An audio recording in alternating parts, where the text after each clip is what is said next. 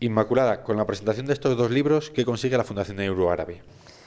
Creo que consigue poner en valor el trabajo que hacemos diariamente de intentar conocer lo que pasa fuera de nuestras fronteras, especialmente los conflictos que se desarrollan en la región del Magreb y de Oriente Medio, intentar conocer el papel que juegan muchas personas y que normalmente está silenciado, como el de las mujeres comunicadoras, el de las mujeres que sufren la violencia a diario, dar a conocer aspectos de la conflictividad armada que han cambiado, sobre todo el incremento de combatientes extranjeros, como es el caso de San Nayar y del libro de la Brigada de los Leones de Trípoli. Es decir, poner en valor mucha de la investigación que hasta ahora ha desarrollado la Fundación en colaboración con otras instituciones sobre el tema de conflicto y privatización de los conflictos armados. Hablamos un poquito sobre el libro.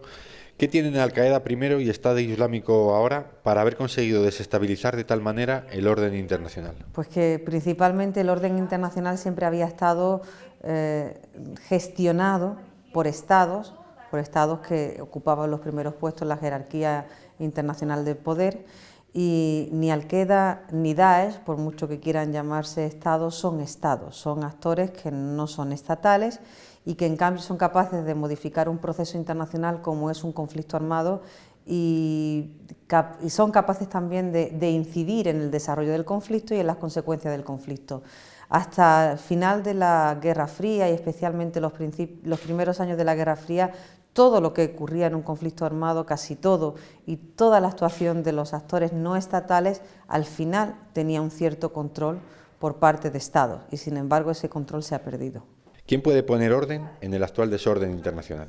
Bueno, en el desorden internacional, que siempre ha estado desordenado, lo que pasa es que ahora tiene otro tipo de desorden, porque aunque parezca paradójico, hoy en día conocemos mucho más los datos del desorden internacional, pero en la etapa actual es la etapa menos violenta que ha vivido la sociedad internacional, pero en la que más conocemos el número de conflictos armados y más información hay sobre lo que ocurre en los mismos, ¿no? Hoy en día son muchos los actores que pueden de alguna manera poner orden, ya no solamente son los estados, sino también las organizaciones internacionales que gestionan los conflictos, que aunan la cooperación estatal para resolver las controversias.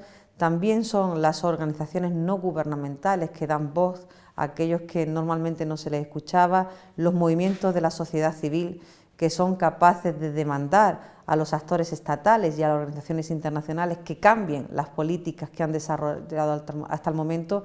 Creo que hoy en día es un asunto de todos, cuando anteriormente era un asunto solamente estatal. En el libro, la mujer es protagonista. ¿Por qué el incuestionable valor de la mujer en las guerras casi siempre queda diluido? Porque lo cierto es que la mujer juega un papel fundamental cuando hay un conflicto armado, es la que sostiene lo que queda de sociedad durante el conflicto, ¿no? Por ejemplo, en el caso de la República Democrática del Congo, la violencia extrema hacia la mujer se explica porque durante años de conflicto ellas se han hecho cargo de la comunidad, de la supervivencia de la comunidad, de emprender pequeños negocios, de cuidar de los hijos, etcétera, y eso hace que esa las convierte en un peligro para los actores del conflicto. Y además son las que se han convertido en agentes de paz, con lo cual si aquellos actores del conflicto que tienen interés en mantener la conflictividad, porque siempre sacan beneficio de ella, quieren acallar su voz y quieren destruir la labor que ellas hacen. Y por ello las comunicadoras, las periodistas, aquellas mujeres que viven en el conflicto y además hacen esa labor, son las más peligrosas para las milicias en el conflicto, porque dan a conocer al exterior las barbaries que se están cometiendo. En Occidente, la opinión pública mayoritariamente desconoce la privatización que están sufriendo los ejércitos. ¿A qué se debe esa deriva hacia la privatización de las guerras? Sí, bueno, el ejército sigue siendo público, ¿no? Lo que hay es una externalización de la guerra. En un principio, las empresas de seguridad, ahora son militares y de seguridad privada, se ocupaban de cuestiones que tenían que ver con análisis de seguridad, logística, abastecimiento, pero hoy en día, sobre todo a raíz de conflictos internos de larga duración, como por ejemplo la ocupación de Irak, el conflicto en Afganistán, pues se contrata a empresas militares y de seguridad privada que hacen un trabajo que normalmente hacían los estados, con lo cual los estados no asumen esa responsabilidad en el uso de la fuerza, y también las empresas militares y seguridad privada no tienen que asumir la responsabilidad de un Estado cuando utilizan la Fuerza Armada o cometen alguna violación de los derechos humanos. Es decir, en ese sentido las partes salen ganando. El único inconveniente es que las empresas militares y seguridad privada, su negocio es el conflicto armado, y si el conflicto armado se termina, dejan de tener negocio, con lo cual su interés a lo largo de su actuación es mantener el conflicto armado y mantener el negocio. ¿Qué crees tú que tienen de su género las corresponsales de guerra que les hace diferente de sus colegas masculinos? En teoría no deberían tener nada de sui generis. Es decir, las corresponsales de guerra pueden ser mujeres como pueden ser hombres. Lo que pasa es que hasta la fecha ha habido pocas corresponsales de guerra, pero en principio, según cuando hablas con alguna, dicen, bueno, nos tratan como si fuéramos muñecas de cristal y no entiendo por qué, ¿no? Las ven como más vulnerables.